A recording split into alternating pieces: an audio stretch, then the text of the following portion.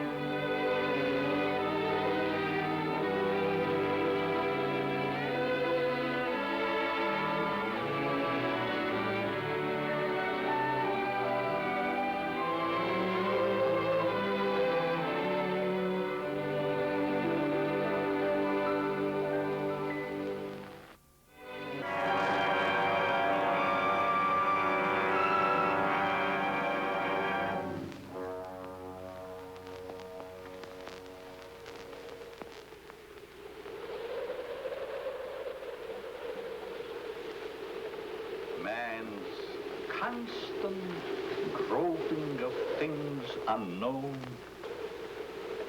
drawing from the endless reaches of time,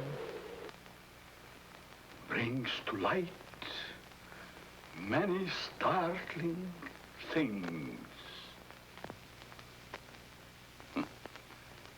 Startling because they seem new, sudden. But most are not new to the science of the ages.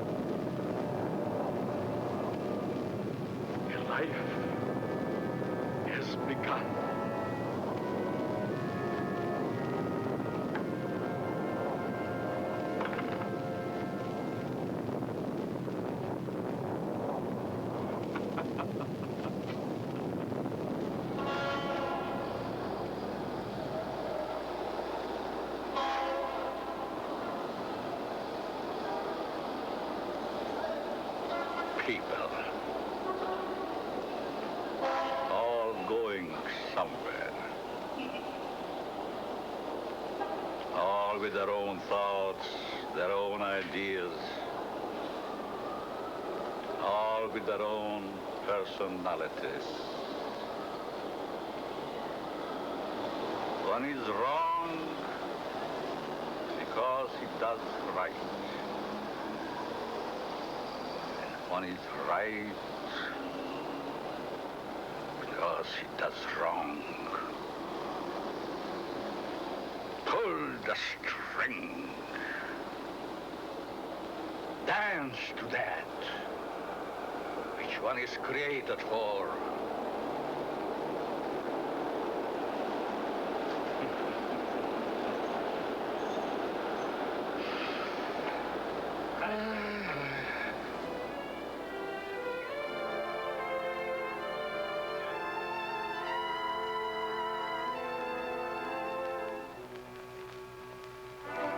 A new day is begun.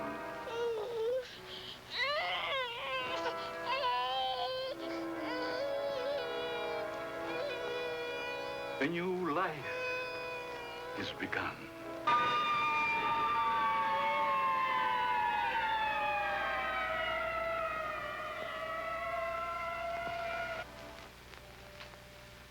A life is ended.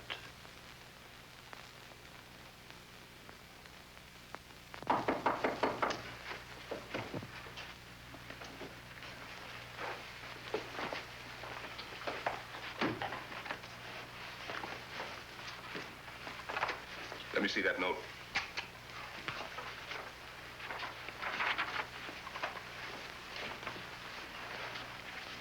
The records will tell the story.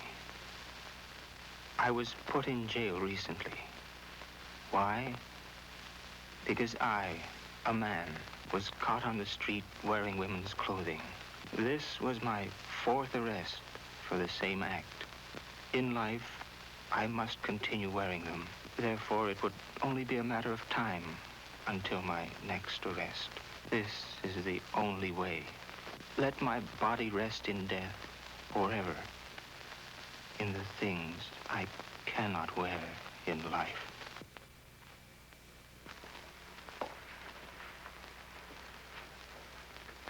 Inspector Warren is here to see you, Dr. Alton. Oh, yes. Show him in, Miss Stevens.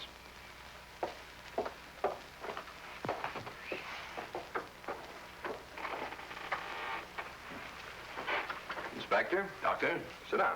Thank you.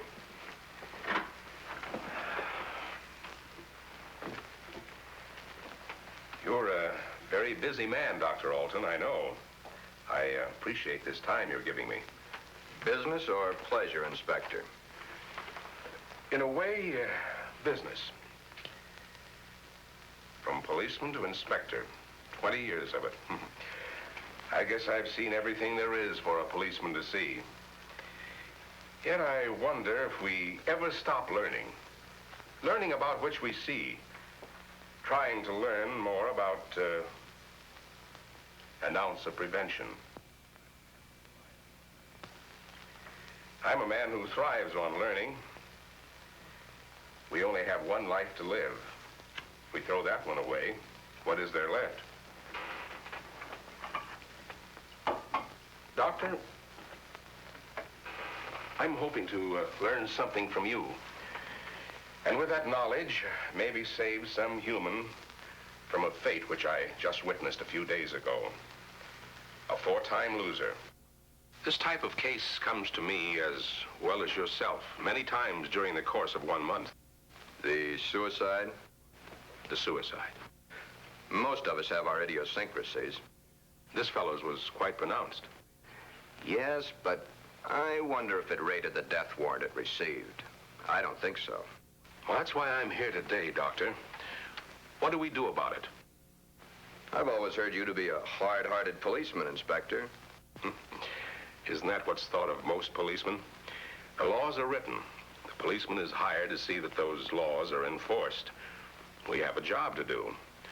As in most jobs, there's always somebody who doesn't want that job to be done. In most factories today, the employer has put up suggestion boxes. Even the employer needs advice once in a while.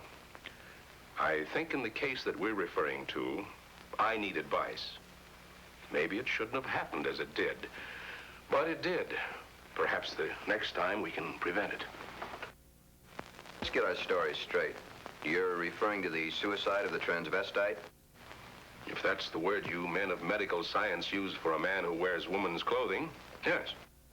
Yes, in cold, technical language, that's the word. As unfriendly and as vicious as it may sound. However, in actuality, it's not an unfriendly word, nor is it vicious when you know the people to whom it pertains. Would the sex operation do these people any good? I understand you were quite prominent in a case that hit the headlines a few weeks ago. In some cases, yes. Others, no. Well, the papers certainly had a field day with that one. Strange as it may seem, even though it was a field day, as you so aptly put it, it's not a new story. Sex change has been performed many times. Those whose sex can be changed, they're the easy ones. But what of those who so desperately want to be of the opposite sex, yet can't change their sex? Such as was the case with Patricia, the suicide. I'd like to understand this, Doctor, as best you can tell me. You can only fully understand the sex change by taking two entirely different cases. Two men with exactly the same background, from childhood to manhood and on to their own decisions and destinations. I'd like to hear the story to the fullest. Only the infinity of the depths of a man's mind can really tell the story.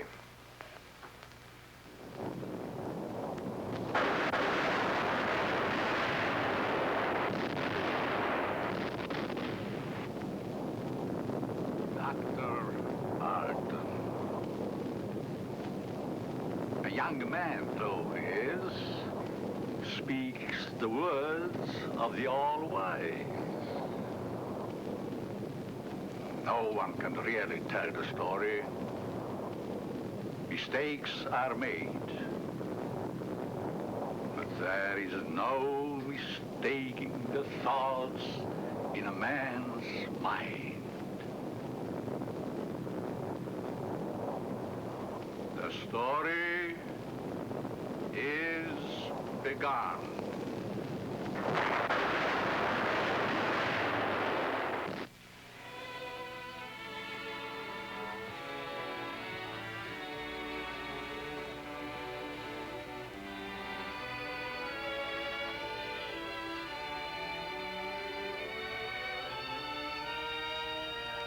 One might say, there, but for the grace of God, go I.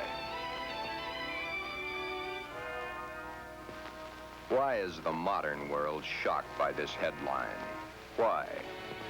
Once, not so very long ago, the people of the world were saying, airplanes. Why, it's against the Creator's will. If the Creator wanted us to fly, he'd have given us wings. but we fly. Maybe some of you may still remember an even sillier remark. Automobiles? Bah. They scare the hosses.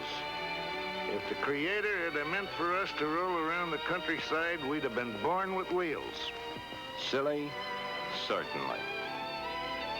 We were not born with wings. We were not born with wheels. But in the modern world of today, it's an accepted fact that we must have them. So we have corrected that which nature has not given us. Strangely enough, nature has given us all these things. We just had to learn how to put nature's elements together for our use, that's all. Yet, the world is shocked by a sex change. If the Creator had wanted us to fly, he'd have given us wings. If the Creator had meant us to roll around the countryside, we'd have been born with wheels. If the Creator had meant us to be boys, we certainly would have been born boys. If the Creator had meant us to be born girls, we certainly would have been born girls. Are we sure? Nature makes mistakes. It's proven every day. This person is a transvestite, a man who is more comfortable wearing girls' clothes. The term transvestite is the name given by medical science to those persons who wear the clothing of the opposite sex. Many a transvestite actually wishes to be the opposite sex. The title of this can only be labeled Behind Locked Doors. Give this man satin undies, a dress, a sweater, and a skirt, or even the lounging outfit he has on, and he's the happiest individual in the world. He can work better, think better, he can play better, and he can be more of a credit to his community and his government because he is happy.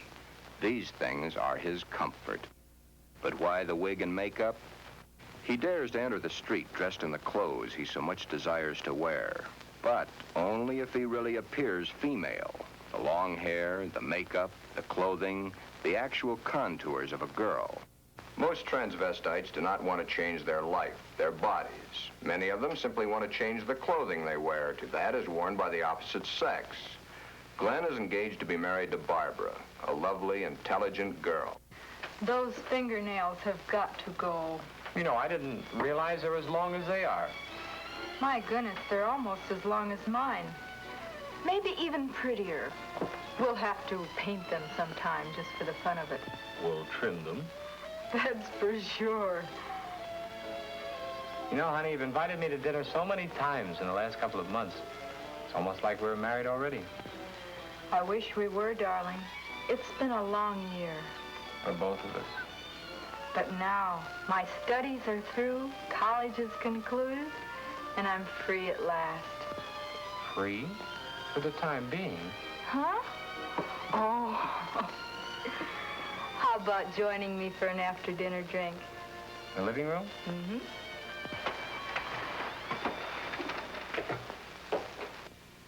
Modern man is a hard-working human.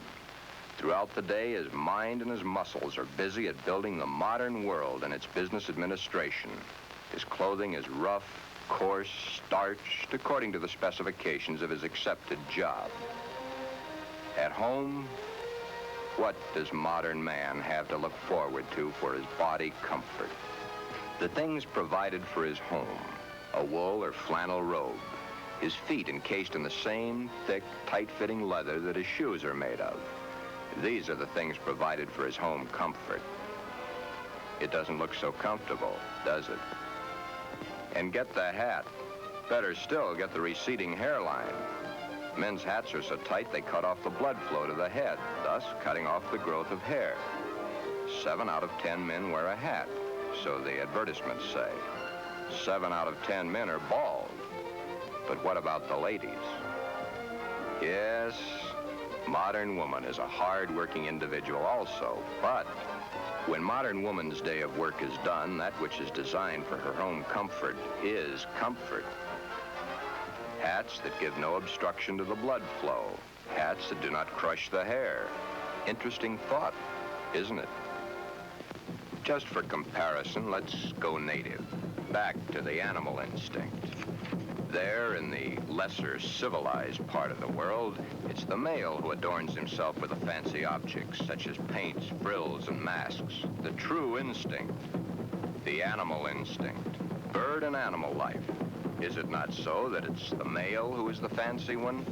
Could it be that the male was meant to attract the attention of the female? What's so wrong about that? Where is the animal instinct in modern civilization? Female has the fluff and the finery, as specified by those who design and sell. Little Miss Female, you should feel quite proud of the situation. You, of course, realize that it's predominantly men who design your clothes, your jewelry, your makeup, your hairstyling, your perfume. But life, even though its changes are slow, moves on. There's no law against wearing such apparel on the street, as long as it can be distinguished that man is man and woman is woman. But what is it that would happen were this individual to appear this way on the street? You're doing it now, laughing. Yet, it's not a situation to be laughed at. Thus, the strange case of Glen, who was Glenda, one and the same person, not half man, half woman, but nevertheless, man and woman in the same body, even though by all outward appearances, Glen is fully and completely a man.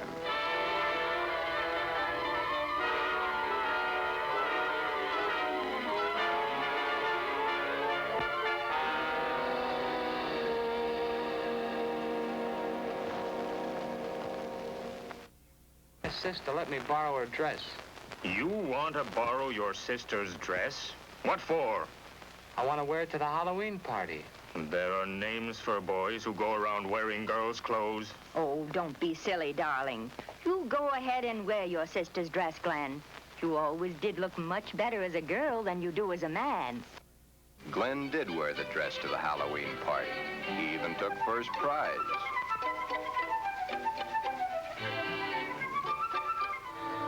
Then one day, it wasn't Halloween any longer.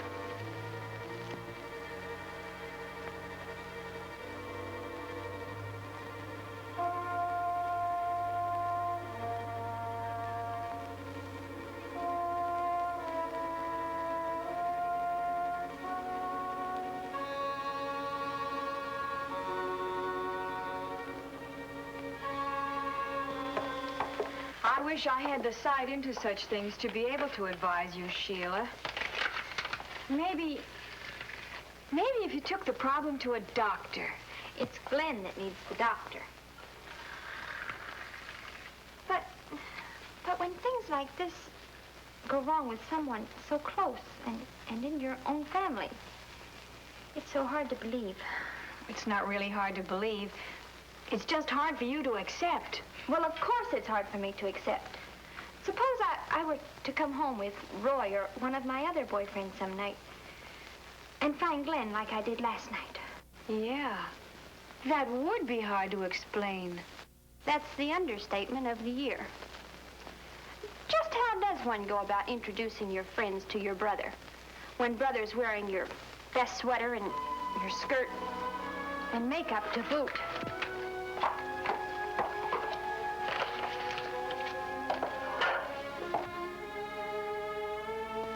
Glen is not a homosexual. Glen is a transvestite, but he is not a homosexual. Transvestism is the term given by medical science to those persons who desperately wish to wear the clothing of the opposite sex, yet whose sex life in all instances remains quite normal. Would you be surprised to know that this rough, tough individual was wearing pink satin undies under his rough exterior clothing? He is. Then there is your friend the milkman who knows how to find comfort at home.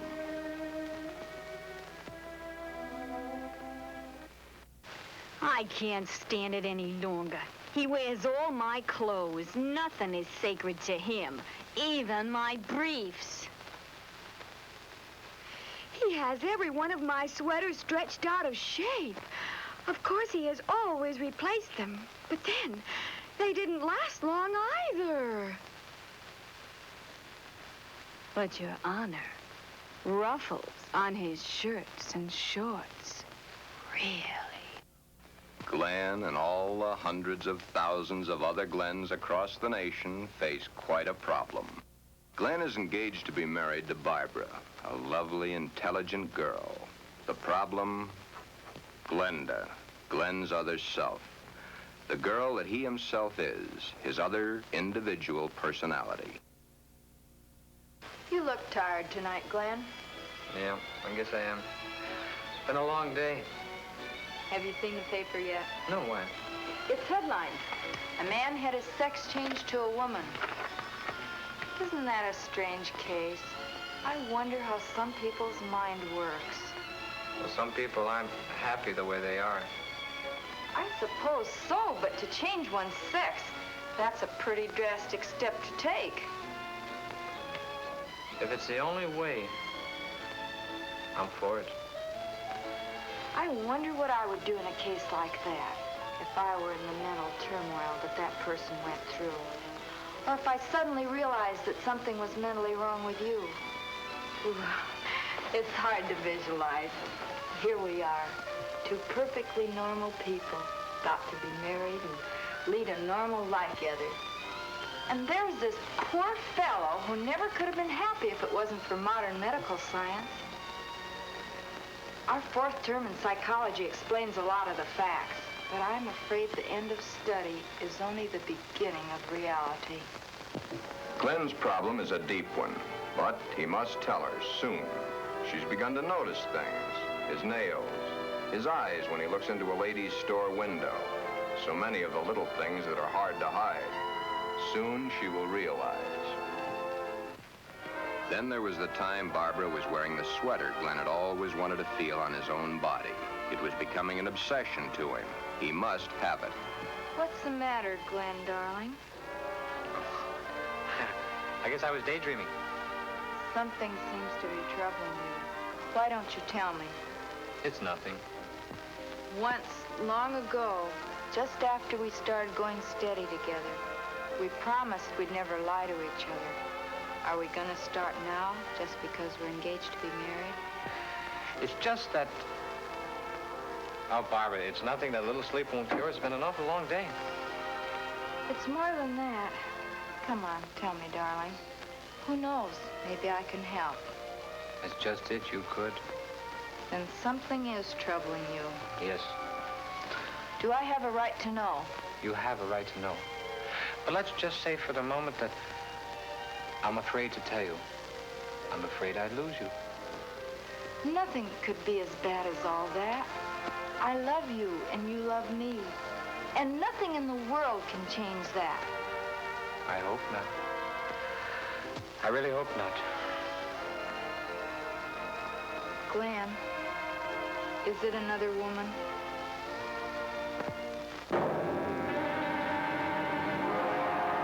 Hold the string! Hold the string! A mistake is made.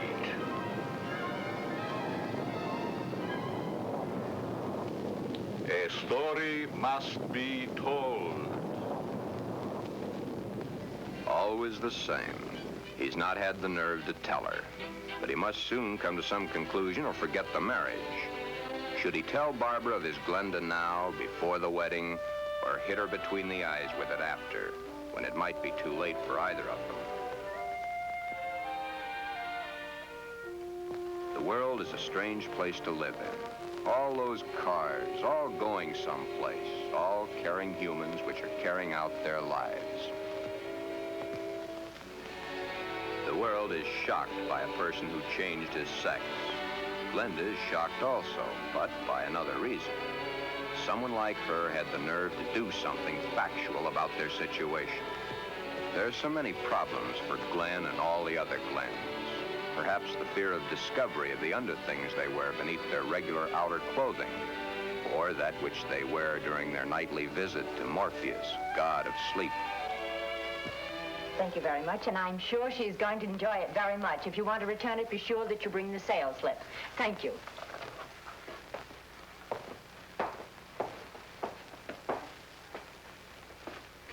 Can I help you, sir? Yeah. Let me see a 90. Oh, well, what size? 12. The color, the material? Black, I'm very sure. Just a minute. Well, we have this here. Would you like that? Something like this? Has lace? Yeah. Perhaps he admires the material too long. You can see how sheer the material really is. Yes. You see, it's all pure nylon and only $21.95. And of course, it will never snag.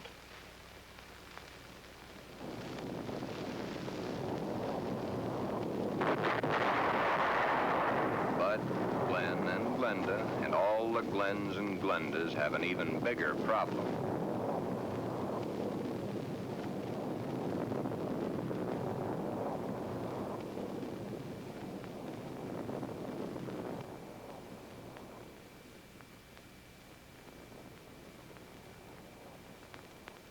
The homosexual, it is true, at times does adopt the clothing or the makeup of a woman to lure members of his own sex.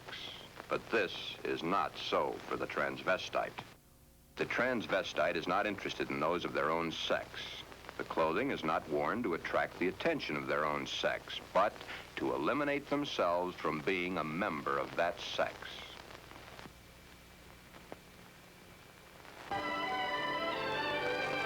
Hi, Joe. Hiya, Jack. Monday again. You know, I think Monday is about the worst day of the week. A perfectly wonderful weekend, then back to the sweatshops. Too bad we was born to work. Say, did you read about the guy that had his sex changed to a girl? Says he was perfectly normal, too. How can a guy be normal and go and do a thing like that to himself? All the same, it must take a lot of guts to pull a stunt like that. That's a problem I don't ever intend to face. Maybe it's a problem we should all face. I don't get you.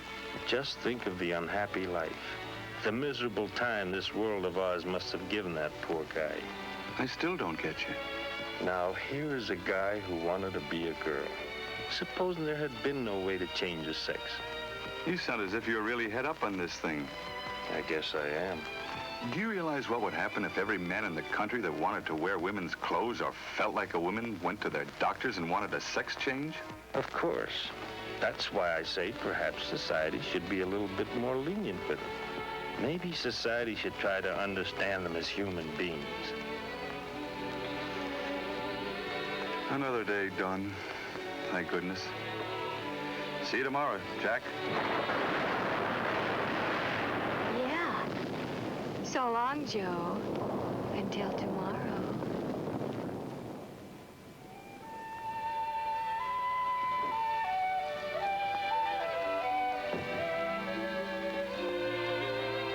Hi, Glen. Hi, Johnny. Come on in and hit it right for the kitchen. I can't let that dinner burn. You know, I thought I was going to have to eat alone tonight. Well, you probably will because I've already eaten.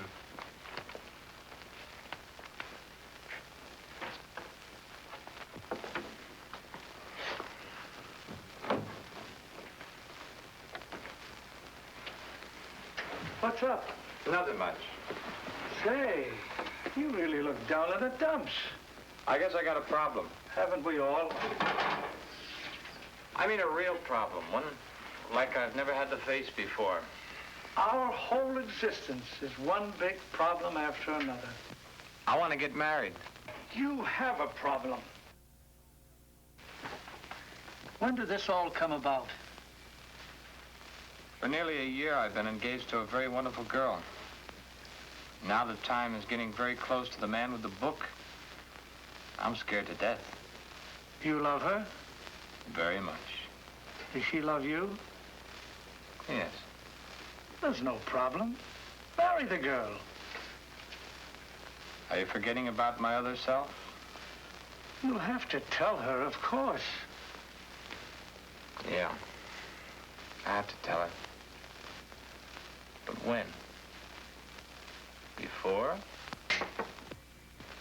Or after? I think you know the answer to that one yourself. My mind's in a muddle. Like in a thick fog. I can't make sense to myself sometimes. I thought I could stop wearing these things. I tried, honestly, I tried. I haven't had a stitch of them on for nearly 2 weeks until tonight. Then I couldn't stand it anymore. I had to put them on or go out of my mind. I'm afraid I'll lose her. I don't want that to happen because I really love her. Okay. Here's a story from fact. Johnny tells his story. He had not too long ago been married himself. He had kept quiet about his transvestite desires in the hopes that the new wife would never discover it. However, one day, the little woman came home unexpectedly an hour early.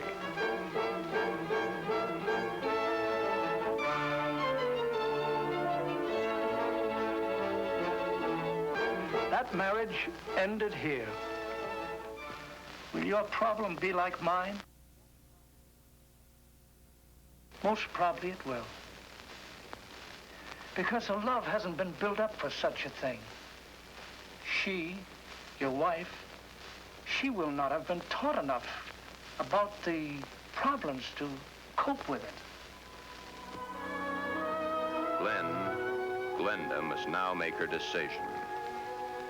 Or forever forget the marriage to Barbara. Glenda should consult a competent psychiatrist, but then very few transvestites wish to change their strange desires. This is their life. To take it away from them might do as great a harm as taking away an arm or a leg, or life itself. Many even carry their transvestite desires to the grave with them. Yes, it is a problem. But Glenda, remember back almost a year ago when Glen and Barbara accepted each other? Okay. That's the sixth time you've said goodnight. I guess it is. Look. Come on over here a minute. What is it? Never mind, just sit down.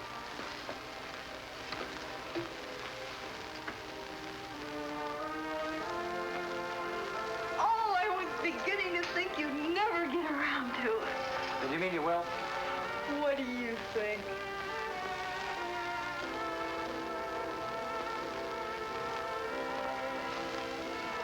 When?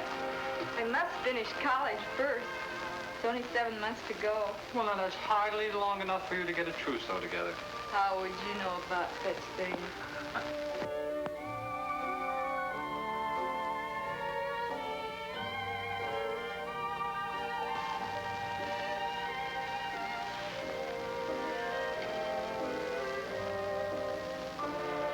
Glen, what's the matter?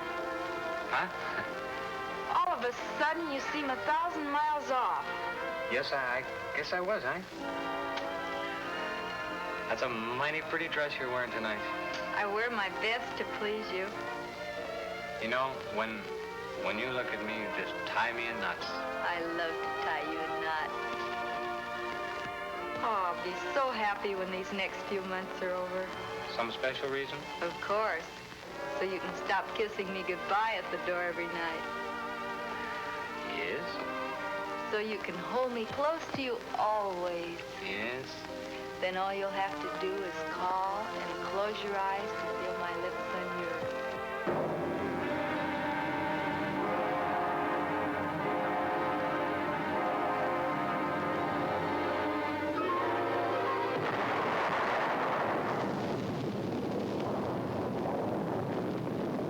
Beware. Beware. Beware of the big green dragon that sits on your doorstep. He eats little boys, floppy ducktails, and big fat snails. Beware. Take care. Beware.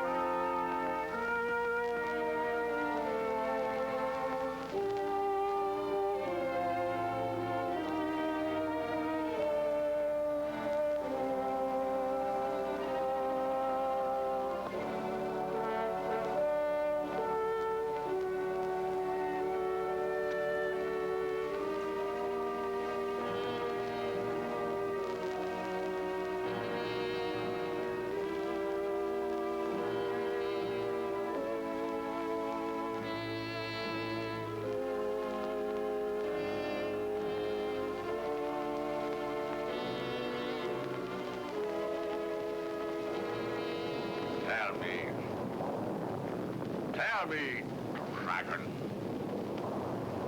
Do you eat little boys? Puppy ducktails and big, fat snails? Puppy ducktail, puppy ducktail, puppy ducktail. Everything nice, everything nice. Ha, ha, ha, puppy ducktail.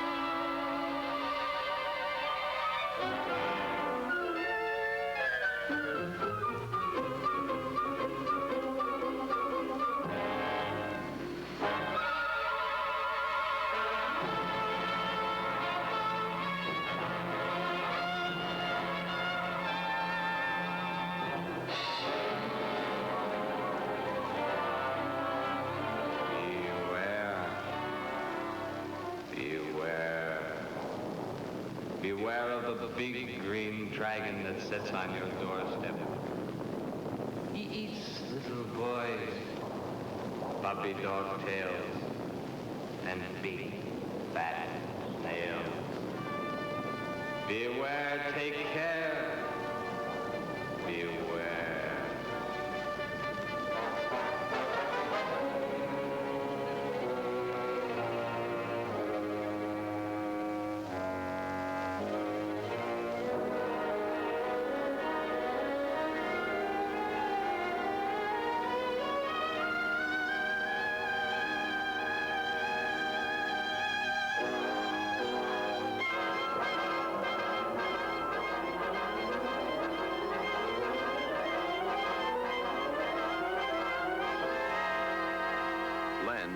Glenda has made the decision. Glen has decided to tell Barbara of his dual personality. To tell her of the nighties and negligees, the sweaters and skirts, the robes and dresses, the stockings and the high-heeled shoes, the wig and the makeup. All that goes to make Glen into Glenda. He tells Barbara he cannot cheat her of the knowledge that she, as his fiancée, should possess. All the facts.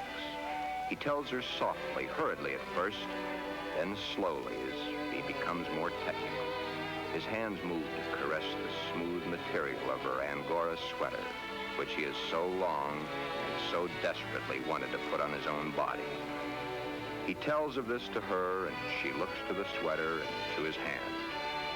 Then, when it is all over and that much of the story he knows is told, Barbara is not sure of her own thoughts. That's about it, darling. I wanted to tell you for a long, long time, but just couldn't bring myself to do it. I've been too much afraid of losing you.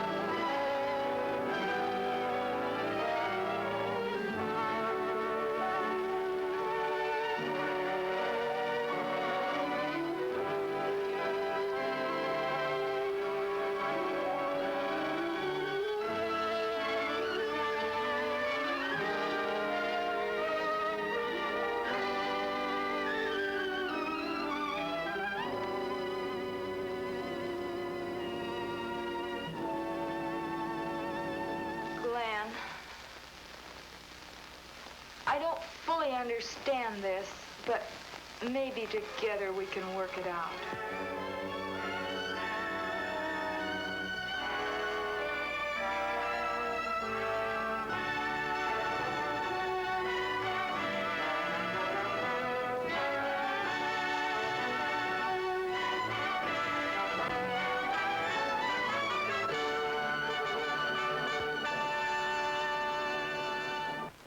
Is that the end of the story? Not quite. I'll get back to it in a minute. Glen's case is really the lesser advanced type cases. The second case is an extremely advanced one. However, I'll get to that in a moment. First, you must realize that the world over has its own particular problem. Each case must be handled individually according to the person, his past life, and his problem. Did this Glen have any homosexual tendencies? Absolutely not. It's very seldom that a true transvestite does. And he isn't a hermaphrodite? No more than he's a pseudo-hermaphrodite. Glen's case was entirely of his mind, brought on by the environment of his early youth. What about their children, Doctor? Would their children become the same way their father is? No. Transvestism is not hereditary. Well, what makes these men want to wear girls' clothes? Many things. But as I've said before, it usually starts in early childhood from one cause or another. Technically, each case has the same beginning, just a different set of circumstances. Are any of them actually cured? Oh, yes, many, many of them. Once the source of supply is found, it can be stopped, unless the patient refuses to cut off that source of supply. Then the way I get it, this Glen and the character he created, much as an author creates a character in a book, was invented as a love object to take the place of the love he never received in his early youth through lack of it from his parents. The character was created and dressed and lives the life the author designs for him to live. and dies only when the author wants him to die. Correct. Except that for the character Glenda to die, the elements must be right. But to enlighten you a little further, there's the second story, that of an extremely advanced case. Let's call this person Alan, Ann. Alan had a mother who wanted a little girl. The father didn't care much one way or the other. Alan did not enter the competitive sports that the other boys of the school did. However, he was an extremely studious boy and always had above-average marks in his subjects. Yet sports, girls' sports, he always was interested in. But he was rejected by the girls and also rejected by the boys. It seems he belonged to neither of them. After school, Alan would go home to find the mother who had always wanted a girl and the father who didn't care one way or the other. He enjoyed doing the woman's work around the house. Alan was becoming a woman and didn't realize it. A woman in mind only, but the mind rules. Then came the fateful year of 1941. Alan was drafted. He was accepted. In the Army, he successfully passed his vigorous training. He did not like it, but then there were the weekends for his particular diversions. On his weekend passes, he would go to the nearest town where he had a suitcase checked in a public locker.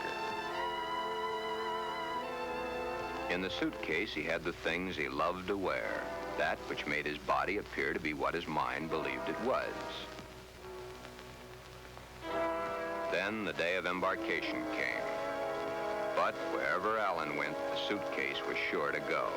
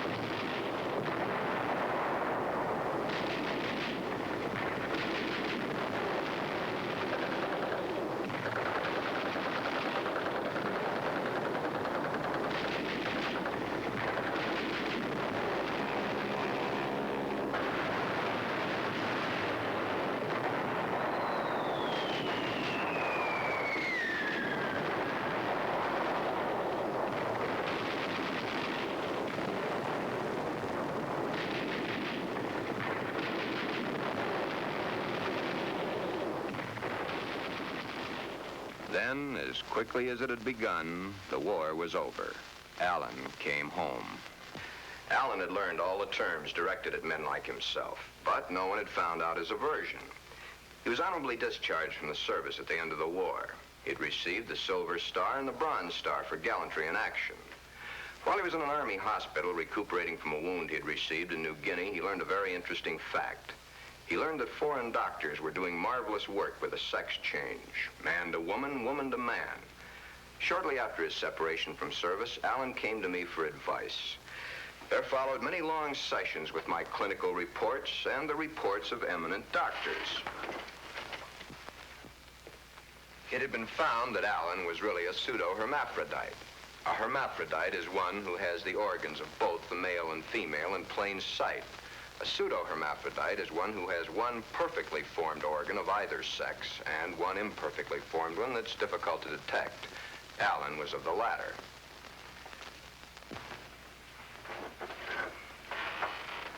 Alan was then given his choice. That which nature had given him was a mistake. It was up to us to correct that mistake one way or the other. Alan had to decide whether he wanted to become a man or she wanted to become a woman. Both were completely possible.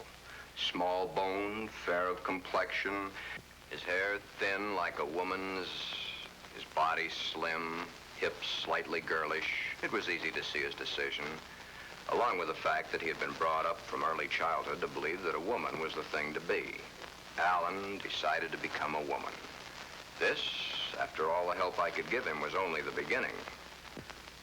During the following 2 years, he was to go through the tortures of the damned. But never was there a whimper from him, because he knew that at the end of it all, he would at last be that which he had always dreamed. Hundreds of hormone shots were injected into various parts of his body. Alan's face was worked on with plastic surgery to smooth out the female elements. Long, tedious hours of work. The big day, or the starting of many big days, for it was to take many. The series of operations are performed slowly and at intervals to prevent any unnecessary shock to the nervous system. Still, the hormone shots continue. Day after day, week after week, month after month. And even then, when the operation is over, the sex is changed, the shots must continue as long as Alan lives.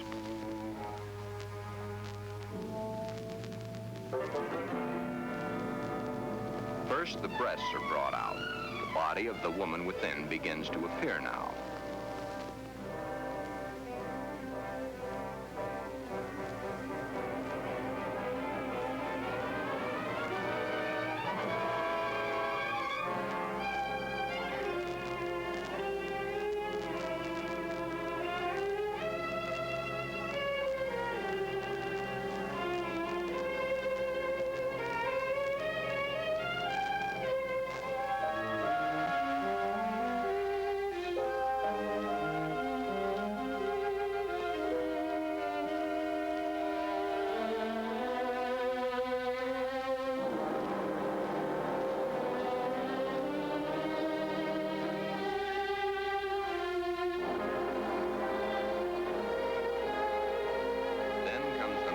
Surgery, the removal of the man and the formation of the woman.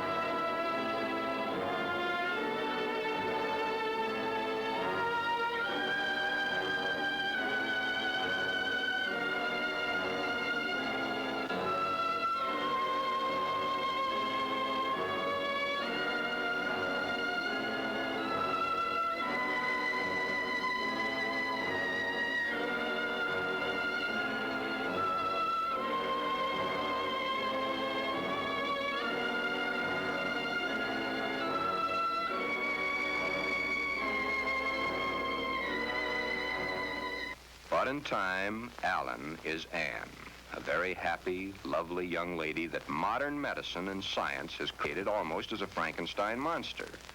The newspapers heard of it and hit the story with their usual fullness. Papers had not gotten hold of the story, it would have gone untold, unnoticed as so many others in medical history. The sex change has been performed hundreds of times. However, right here in this particular sex switch, it's not the end. Acting the woman and being the woman are two entirely different things. Alan had all his life acted the part of the woman. Now he is that woman and must learn how it's done.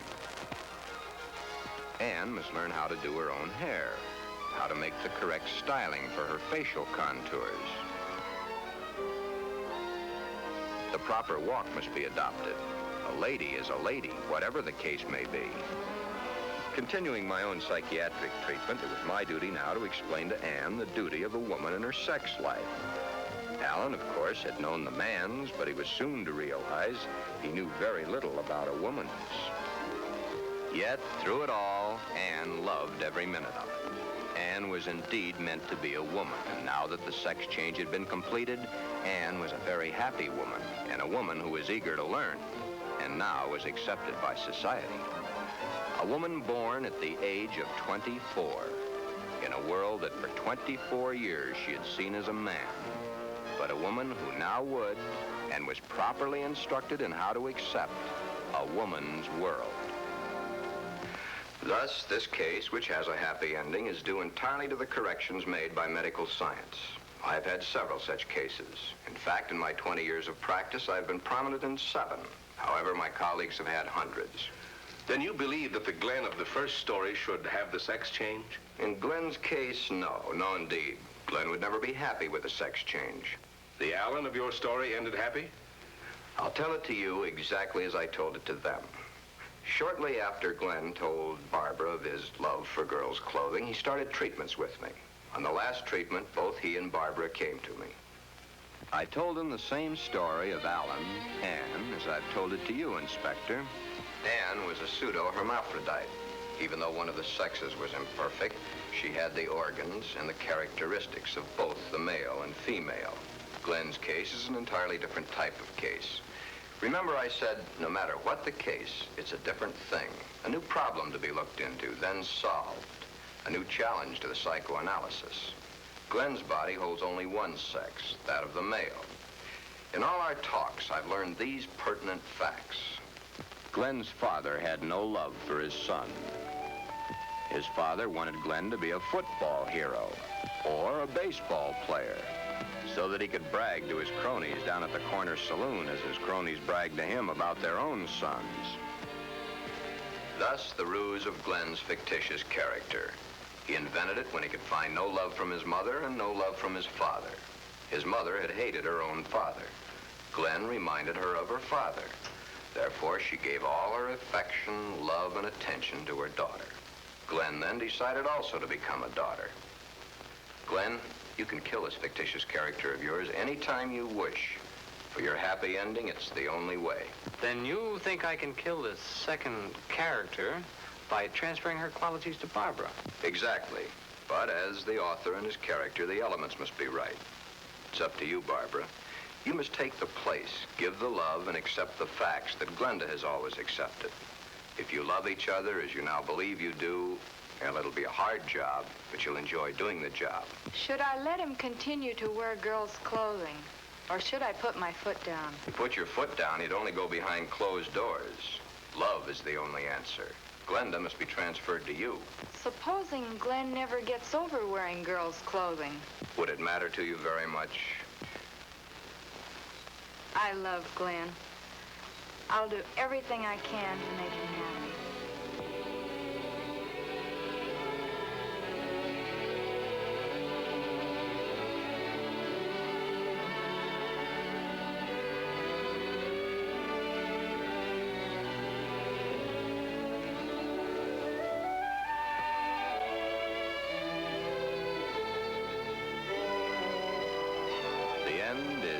The beginning. Time passes. Soon, due to a happily married life, the remembrance of the psychiatric treatments, and Barbara's love and understanding, Glenda begins to disappear forever from Glen. Glen has found his mother, his little sister, his wife, and his Glenda, all in one lovely package. Thus, Glen's case has a happy conclusion. Therefore, two entirely different cases, handled in two entirely different ways, have a happy ending. Yeah, those two. But what of the hundreds of other less fortunate Glens the world over?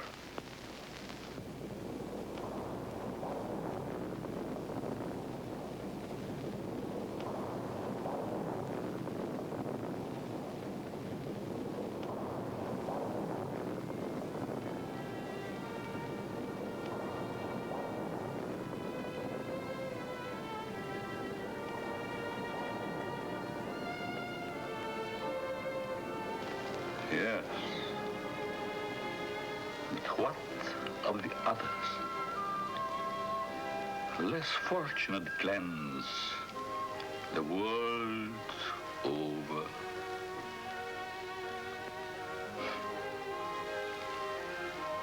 Oh, snips and snails and puppy dog tails.